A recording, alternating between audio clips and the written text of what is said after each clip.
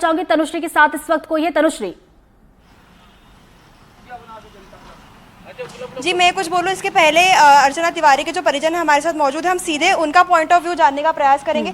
जी sir, आप क्या बताना चाहते हैं? मैं ये बताना चाहता हूं कि उसको मीडिया के सामने चेहरा लाया जाए, पूरी सच्चाई बताया जाए। लोढ़ा क्यों छुपा रहा है कि ये फलाना तो ठिकाना, अभी तक मीडिया के सामने वो लड़की नहीं लाई गई है। ऐसे में हर घर की लड़कियां सुरक्षित कहां से रहेंगी? जब चाहेंगी, जब जी चाहेगा गुमराह करके पुलिस को भागती रहेंगी। अगर भागी है तो भगाई के साथ साफ सुथरा बयान किया जाए, क्योंकि यही मेरा कहना, क्योंकि मेरे घर में भी लड़कियां हैं, कल मेरे यहाँ भी गलती कर सकती हैं। ये गलती हुई है, जनता के सामने पूरी स्पष्ट आना चाहिए। मूल ढांक के जा रही है, ये ढांक के जा रही, क्यों ढांक के जा रही? मेरा कथन है कि सामने मीडिया के क्यों नहीं लाया जा रहा? सच्चाई क्या है, सच्चाई जानना चाहता हूं मैं, बस मेरा कथन यही है। क्योंकि आपने प्रेस कॉन्फ्रेंस में शादी के दबाव की बात की है। क्यों? कोई दबाव नहीं था, ये बात झूठ है। उसकी माँ रोज आती थी लड़ने की, शादी करो शादी करो, ये बात झूठ है। और लड़की खुद तैयार थी कि मेरी शादी करो, ये बात बिल्कुल झूठ है। लड़की का भी कथन झूठ है। हम लोग परिवार, एक बाप तो खुद उसका दारू पिए डला रहता रहा, इज्जत का कोई डर नहीं था। हम लोगों की जो इज्जत बची थी पूरी उछाल दी गई है।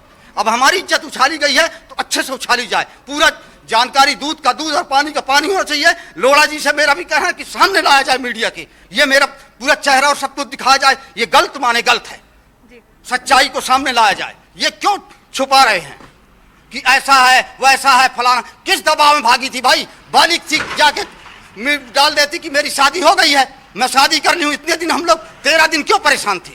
13 दिन परेशान किया गया, प्रशासन को परेशान किया गया, मीडिया को परेशान किया गया। हमसे कोई बात नहीं, उसकी माँ से हुई तो माँ जाने, भागने का भी माँ जाने। हमको कुछ नहीं मालूम था, हम तो गुमराह थे। घर के लोग जो कहते हैं कि घर के लोगों को मालूम था, हमको अभी तक नहीं मालूम है कि क्या हुआ, कौन घर का गया, कहाँ गया, क्या गया, कैसा गया, क्या शादी चीजें, हमको कुछ नहीं मालूम। और अभी भी मीडिया में देख रहे हैं तो कुछ नहीं, मीडिया ना चेहरा बता रही है ना कुछ कर रही। मीडिया क्या कर रही, पुलिस क्या कर रही, सामने लाए ना। क्यों बता रहे कि वो मिल गई है, परिजन को किस हिसाब से सौंपी जाएगी? हम बस यही जानना चाहते हैं।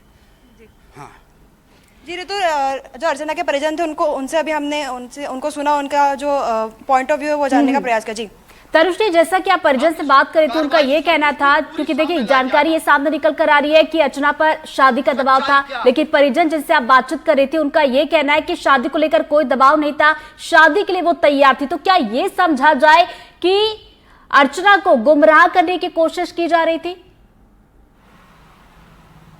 ऐसे में तो हर लड़की भागेगी। जी, हम उनसे सर, मेरा एक सवाल आपसे एक और रहेगा कि क्या अगर शादी का दबाव नहीं था तो अर्चना शादी के लिए तैयार थी? क्या कोई और अर्चना को गुमराह करने का प्रयास किया गया? नहीं, ये प्रेम ग्रंथ है। अगर प्रेम ग्रंथ है तो प्रेम ग्रंथ को सामने लाया जाए।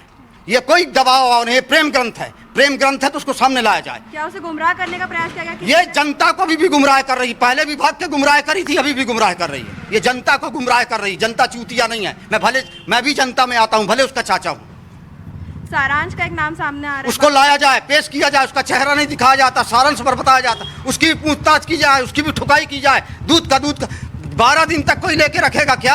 1-2 दिन मदद करता है आदमी, आपकी मदद कितनी करेगा? घंटे 2 घंटे करेगा। जब मेरे से कोई सारांश नाम जो सामने निकल कर आ रहा है, तेजिंदर नाम सामने निकल कर आ रहा है, क्या इनके बारे में इन्हें कोई जानकारी है? क्या ये नाम इन्होंने कभी सुना हो? अर्चना घर पर आई हो, कभी ऐसे बातचीत में कभी ये नाम निकला हो?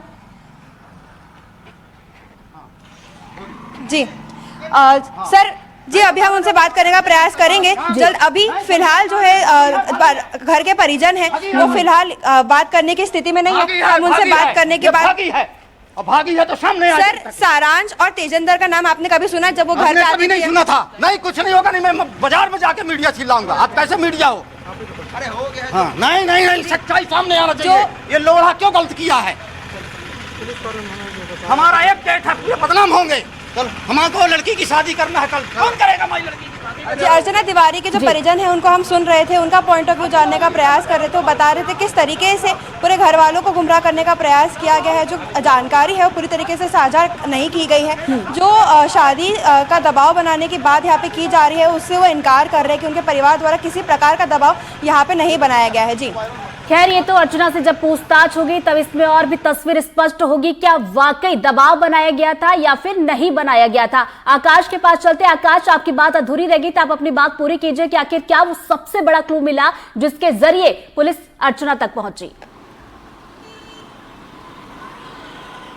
देखिए, इस खुलासे के बाद परिजन तो बेहद ज्यादा आक्रोशित हैं, क्योंकि लगातार सवाल ये भी उठ रहे थे कि क्या परिजनों को पहले से पता था। लेकिन अभी की बातचीत को सुनकर ये लग रहा है कि वो बहुत ज्यादा आक्रोशित हैं और इस बात से नाराज भी हैं कि इतने दिनों तक वो खुद जानबूझकर गुमशुदा रही। दरअसल जब सारांश को पुलिस ने ट्रैप किया, जो मैं पहले बात कर रहा था, सीडीआर में 2 कॉल डिटेल ऐसी मिली जिसमें लंबी बातचीत हुई थी, घंटों की बातचीत थी। इसी आधार पर शक हुआ और तब पुलिस को यह पता चला कि ये लोग डायरेक्ट कॉल पर नहीं बल्कि व्हाट्सएप कॉल पर बातचीत कर रहे हैं, जिससे सीडीआर में ट्रेस नहीं हो रहा है। इसके बाद आईपी एड्रेस के जरिए जब व्हाट्सएप कॉल की डिटेल्स देखी गई तो सारांश का नंबर मैच हुआ। उसके बाद सारांश को पुलिस ने पकड़ा और फिर उससे पूछताछ के बाद ये पूरा खुलासा होते चला गया। फिर तेजिंदर का नाम आता है क्योंकि तेजिंदर को भोपाल पुलिस पहले ही पकड़ चुकी थी, जीआरपी की पुलिस पहले ही पकड़ चुकी थी।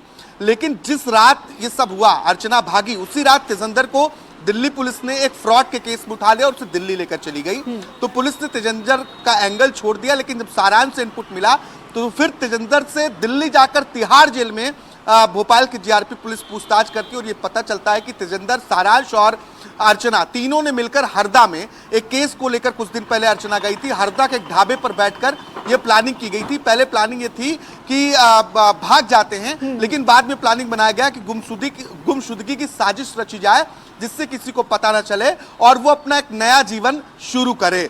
हालांकि अर्चना ने पुलिस से बातचीत में ये बताया कि उसका सारांश के साथ कोई प्रेम प्रसंग नहीं था, वो उसका दोस्त था और उसने उसे भागने में मदद की।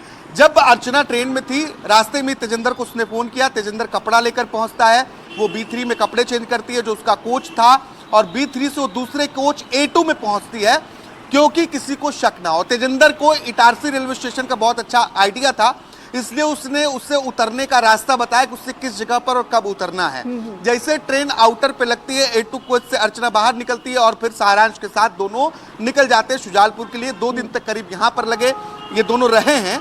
लेकिन जब इन्हें लगा कि मीडिया में बहुत बड़ा हाइप बन गया है, क्योंकि अर्चना एडवोकेट थी, उसे लगा कि जीआरपी में गुमशुदगी के ऐसे मामले कितने दर्ज होते हैं, एक दिन सब भूल जाएंगे, 1-2 दिन तक ये मामला चलेगा और फिर वो अलग से आसानी से रह सकती है। लेकिन जब मीडिया ने हाइप बनाना इस मामले को शुरू किया, मामला उछला, तो उसने प्लान बनाया कि हमें इंदौर के आसपास नहीं रुकना है। इसके बाद इन दोनों ने पहले हैदराबाद जाकर रुके, हैदराबाद से काठमांडू जाने की कोशिश की क्योंकि सारांश एक प्रोजेक्ट को लेकर लगातार अर्चना से बातचीत कर रहा था। उसमें उसका एक ड्रोन का प्रोजेक्ट था जिसके कुछ क्लाइंट काठमांडू यानी नेपाल में थे। हैदराबाद से वो दिल्ली, जोधपुर होते हुए काठमांडू पहुंचते हैं। यहाँ सारांश अर्चना को छोड़ता है और 1-2 दिन बाद वो वापस अपने घर पहुंच जाता है, लेकिन अर्चना काठमांडू में ही रहती है।